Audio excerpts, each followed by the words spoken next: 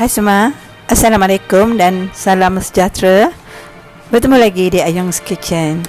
Jangan lupa subscribe, like dan share ya. Untuk resepi kali ini, Ayung nak kongsikan cara-cara membuat sup daging simple dan mudah, tapi rasanya begitu padu dan sedap sekali. Di sini Ayung menggunakan gabungan rempah kurma dan rempah sup untuk menjadikan aroma sup lebih wangi dan sup lebih pekat. Amat sedap sekali bila dimakan panas-panas dengan cili potong dan perahan limau nipis. Jom kita mula masak. Bahan-bahannya, di sini Ayung gunakan lebih kurang 600 gram daging yang telah Ayung potong kecil. Selok-eloknya gunakan daging yang ada sedikit lemak. 2 sudu besar rempah sup, 1 biji bawang besar dan 3 ulas bawang putih yang telah dikisar halus, 2 sudu besar rempah kurma, 1 biji bawang besar, 2 ulas bawang putih, 1 pokok akar ketumbar yang diketuk dan 2 batang serai diketuk juga, 1 batang lobak merah Ayung potong dadu, 2 biji kentang dipotong kecil, 1 biji tomato, sedikit daun bawang dan sedikit daun ketumbar, 1 biji limau nipis, sedikit cili padi merah Thailand, garam secukup rasa, sedikit gula perang dan sedikit serbuk perasa, dan lada sulah ataupun boleh juga gunakan lada hitam. Bawang putih Ayung bayang halus dan bawang merah juga dibayang halus. Bahan-bahan ini digunakan untuk menumis nanti. Tomato Ayung potong kecil.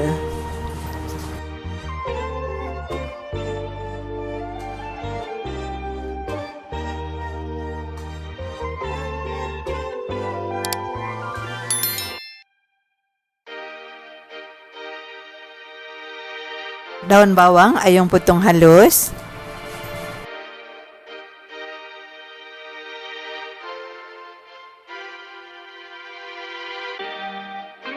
Daun ketumbar Ayung potong halus.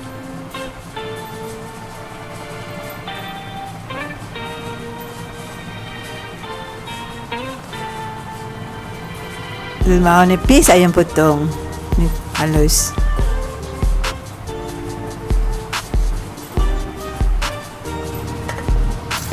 Bermula kita tumis halia, bawang putih dan bawang merah sehingga naik bau.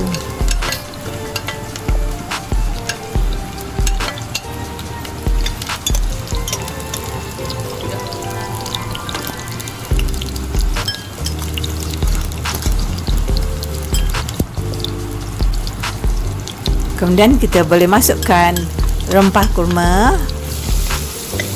Kita kacau rata.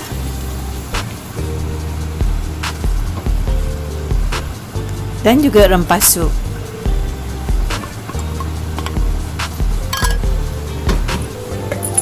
Kita kacau rata juga. Kemudian kita boleh terus masukkan daging.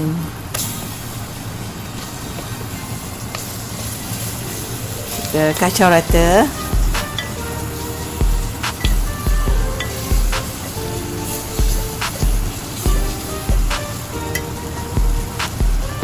Masukkan serai dan juga akar ketumbar.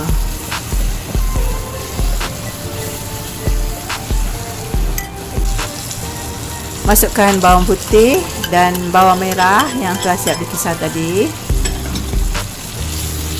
Raut rata.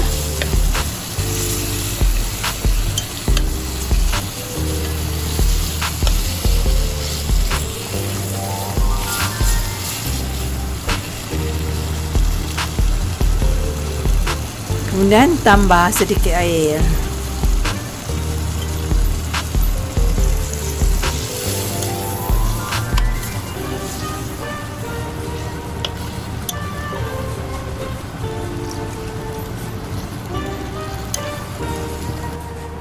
Kemudian kita tutup periuk dan biarkan daging sehingga empuk. Kemudian apabila daging telah empuk, kita boleh masukkan ubi kentang,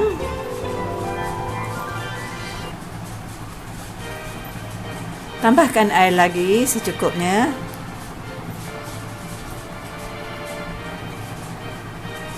dan boleh masukkan lobak merah. Kita tutup lagi sehingga ubi kentang empuk. Apabila telah empuk, kita boleh masukkan garam,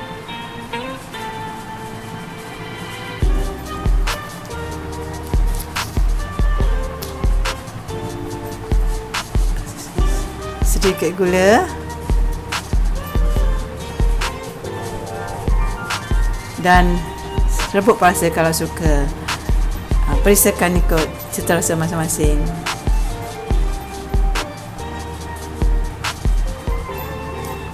Kemudian kita boleh masukkan tomato.